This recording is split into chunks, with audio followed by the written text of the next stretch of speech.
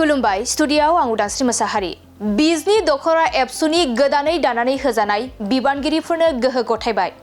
बिजनि बलामगुरियाव 8, 9 आरो 10 जानुवारि खालि खुंफुंजानाय चिरां जिल्ला एबसुनि 20थि आरो बिजनि दख'रा एबसुनि 49थि बोसोरसालिया जुथुमायाव दानानै होजानाय बिजनि दख'रा दुलाराय बर' फरायसा आफादनि बिबानगिरिफोरनो दिनै बिजनि दख'रानि मावख'आव चिरां जिल्ला एबसुनि आफादगिरि दिलीप कुमार बसुमतारीनि मेल सामलायनायनि गेजेरजों गोहो गथायनाय जायो।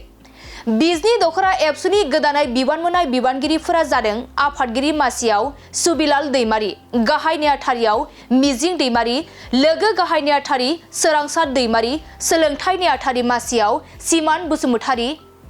आरो गुबुन गुबुन बिबानाव गासै 40 सा बिबानगिरिफोरनो 2025-26 बोसोर मावसोमनि थाखाय गोहो गथायबाय।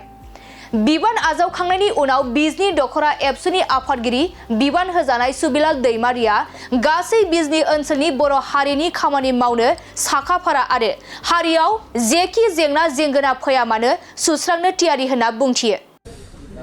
जानुवारि दाननि थांनाय 9 आरो 10 बे सानथामनि अक्ट'खौ लानानै गाजा गोमजायै चिरां जिल्ला दुलाराय बर' फरायसा आफादनि 20थि बोसोरसालिया जथुम्मा आरो लोगोसेनो 49थि बिजनि दख'रा एबसुनि बोसोरसालिया जथुम्मा। बे जथुम्मानि गेजेरजों 8 जानुवारि खालि बिजनि दख'रा एबसुनि जि मोनसे 1500 डेलिगेट्सफोरखौ लानानै थान्दै जथुमनाय जादों। बे थान्दै जथुमनायनि गेजेरजों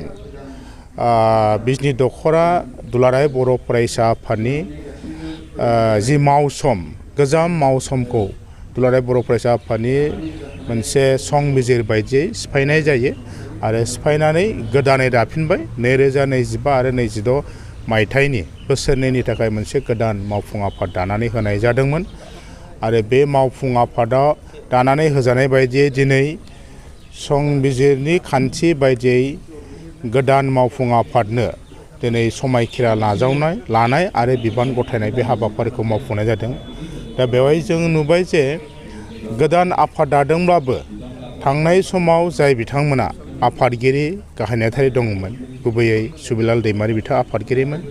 मिजिं दैमारी बिथाङा गाहाय नेहाथारिमोन आरो गोबां बिबानगिरिफ्रा बेवहाय गोदान गोजाम एसे बिबानफोरखौ सुबिदा उसुबिदाफोरखौ नायलायलायनानै सोलाय सोल' खालामनानै सुबिलाल दैमारीखौनो आफादगिरि दोनफिननाय जाबाय आरो मिजिं दैमारी बिथांखौ गाहाय नेहाथारि दोनफिननानै गासै 40 सा मोनसे मावफुं आफाद दानानै होनाय जाबाय आरो बिथांमोननो दिनै बिबान गथायबाय आरो समायखिरा लाबाय। बिथांमोना जोबोद गोजोननाय मोन्दों। बिथांमोननि बे गोदान मावफुं आफादनि गेजेरजों जोंनाव चिरां जिल्ला एबसु हिसाबै फोथायनाय दं आरो बिजनि ओनसोलनि रायजो राजा बर' सुबुंफोरा बा गासै समाजनि सुबुंफोरा दिनै आसा खालामदों जे बे गोदान मावफुं आफादनि गेजेरजों बिजनि हालामनि फैबाय थानाय समाव सम आरो थासारिजों लोगोसे नुजानाय गोबां मावनो गोनां खामानिफोर बेखौ मोजाङै मावलांगोन। बिथांमोननि मावनायनि गेजेरजों समाजनि जौगानायनि थाखाय आरो जोंनि फरायसाफोरखौ इयुन जेनेरेसनखौ गोग्गो सोलोंथाइ होनानै गोथों लामाजों लांनायनि थाखाय खामानि मावगोन बेखौ बयबो आसा खालामदों आरो बिथांमोननि मावनायनि गेजेरजों जे बिजनि हालामनि बर' सुबुंफोर आरो गासै हारि धोरोमनि सुबुंफोरनि गेजेराव मोनसे गोजोन खौसेथि अनलायनाय बे मोनसे परिबेसा फैगोन जों बेखौ आसा खालामदों।